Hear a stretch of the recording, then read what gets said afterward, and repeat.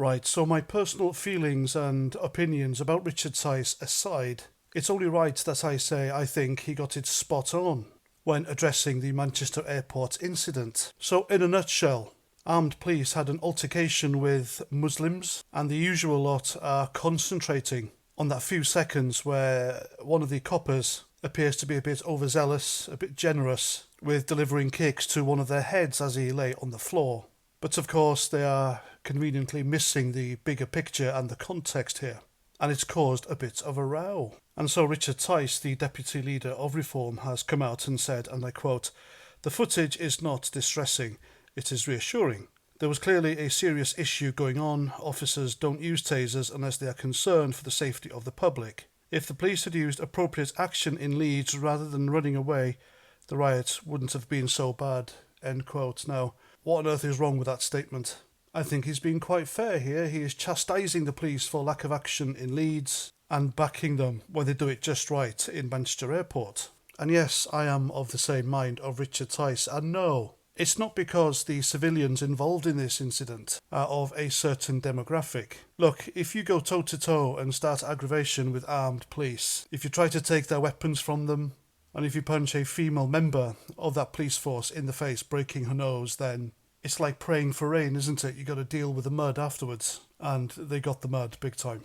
People need to remember these are armed police officers. They're trained in this. Their concern is the safety of travellers at Heathrow Airport as well as for their own. And when you're dealing with a certain type that, how can I say this, have a reputation for a bit of shooty, boom, boom, then of course you're not going to let anything happen to anyone innocent on your watch, are you? So anyway, that copper's been suspended. He was very quickly taken off duty by his chief inspector.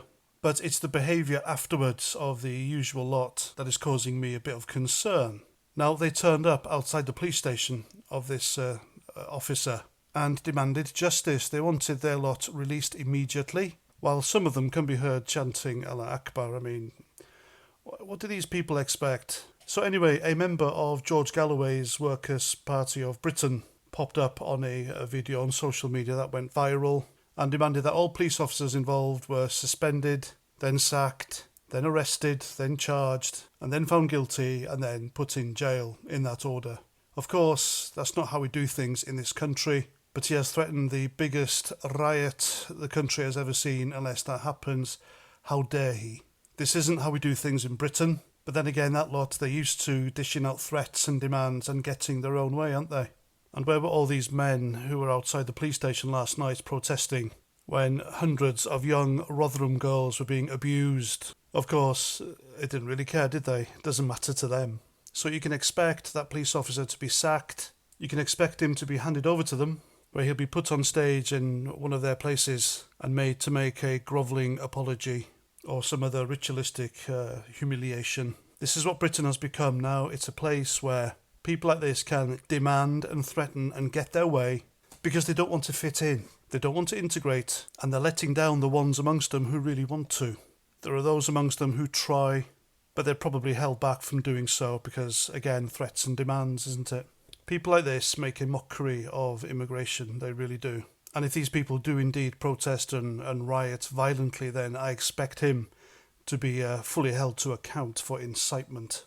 And there we go. I'm Paz49. Thanks for watching. If you haven't yet, please subscribe. And until the next time, Roger Trout.